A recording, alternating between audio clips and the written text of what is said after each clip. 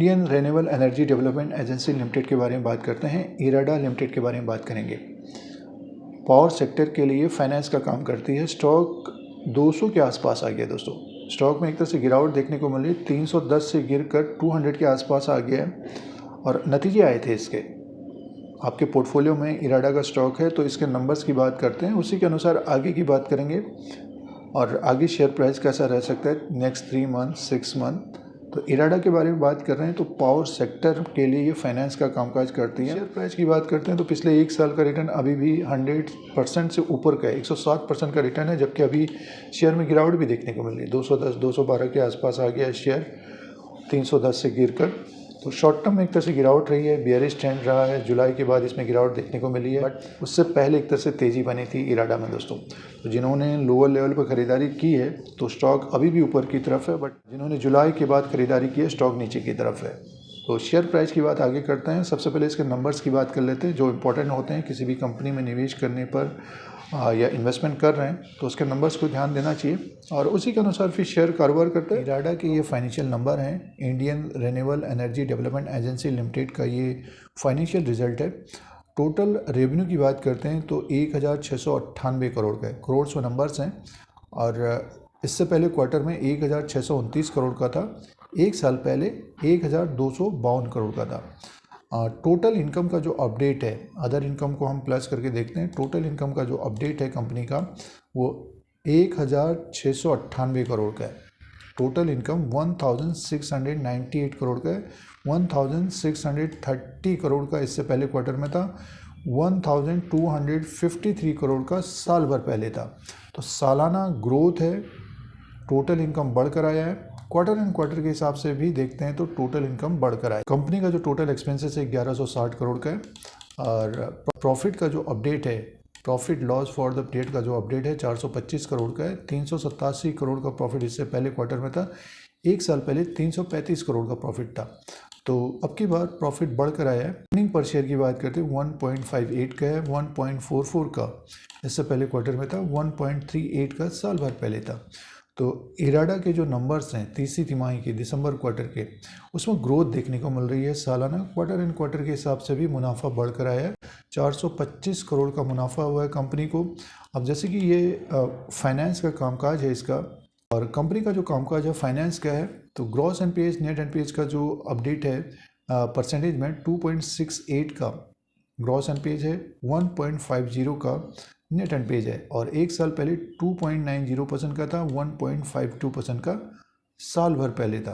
तो gross NPAs net NPAs भी इराडा का थोड़ा बहुत कम रहा है सालाना। तो एक तरह से देखिए ईयरली जो नंबर्स हैं कंपनी के, इराडा के, वो अच्छे नंबर्स हैं दोस्तों। अच्छे नंबर्स पेश किए हैं। जो परफॉर्मेंस है थर्ड क्वार्टर में उसमें इम्प्रूवमेंट देखने को मिल रहा है, ग्रोथ देखने को मिल रही है कंपनी में। फंडामेंटल्स पॉइंट्स की बात करते हैं तो 59,265 करोड़ का इसका मार्केट कैप है। फेस वैल्यू 10 रुपीज़ का है। बुक वैल्यू पर शेयर 34 का है और पी रेशियो है 38 का। तो बिजनेस पॉइंट और फंडामेंटल्स पॉइंट्स के हिसाब से देखते हैं तो अपने बुक वैल्यू से 6 साढ़े 6 गुना ऊपर की तरफ कारोबार कर रहा है शेयर प्राइस। अब घट भी गया है, 200 के आसपास आ गया शेयर प्राइस। जैसे कि ग्रोथ भी देखने को मिल रही है, इस क्वार्टर में ग्रोथ भी रही है। तो आगे जो तिमाही नतीजे आएंगे उसमें भी ग्रोथ रहने की संभावना रहेगी।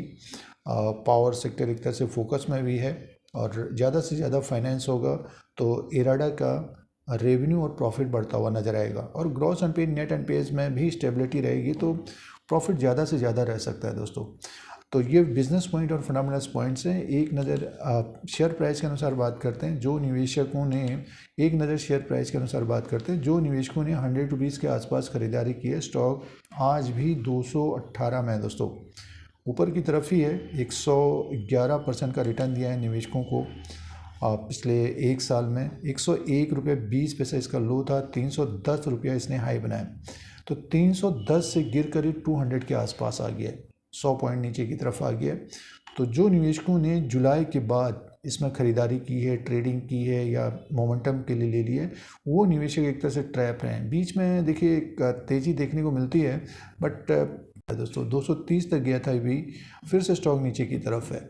तो जो निवेशकों ने जुलाई के बाद खरीदारी की है वो निवेशक क्या करें, इस पॉइंट के ऊपर बात करते हैं। जो निवेशकों ने गिरावट में ख़रीदारी कर ली है या मोमेंटम में ख़रीदारी कर ली है, ट्रेडिंग के लिए ले लिया है इराडा में, तो समय देना पड़ेगा दोस्तों। 310 का जो इसने हाई बनाया है वहाँ तक जाने में समय लगेगा, क्योंकि बहुत सारे निवेशक कम समय के लिए ट्रेड करते हैं, बाइंग करते हैं। अब देखिए जुलाई से नया साल आ गया, तो पिछले 5-6 महीने 6-7 महीने से लगातार स्टॉक नीचे की तरफ ही है, नया टॉप बना रहा है बट स्टॉक नीचे की तरफ आ रहा है। बिजनेस आपने देख लिया है थर्ड क्वार्टर के, तो होल्ड करना चाहिए हमारे अनुसार जिनके पास समय है। जिनके पास समय नहीं है, शेयर में तेज़ी बनती है, बाज़ार में तेज़ी बनती है, तो अपना डिसीजन करें, फैसला करें क्या करना है। इराडा के नीचे जिन्होंने खरीदारी की है वो प्रॉफिट में, आगे आने वाले समय में तेज़ी बन सकती है। ऊपर की तरफ जब शेयर 250 260 के ऊपर क्लोजिंग देगा तब ये शेयर हमें 280 से 300 तक जाता हुआ दिखाई दे सकता है, होल्ड करना चाहिए। तो इराडा का ये लेटेस्ट अपडेट है, तीसरी तिमाही के नंबर्स का अपडेट है और स्टॉक प्राइस 200 के आसपास है, गिरावट देखने को मिल रही है और इसके ऊपर भी ध्यान देना चाहिए निवेशकों को। दोस्तों इस तरह की वीडियो देखने के लिए Dheeraj Singh stocks bull beer को सब्सक्राइब करें, लाइक करें, शेयर करें, कमेंट करें। यूट्यूब पर देख रहे हैं, फेसबुक में देख रहे हैं तो फॉलो करें।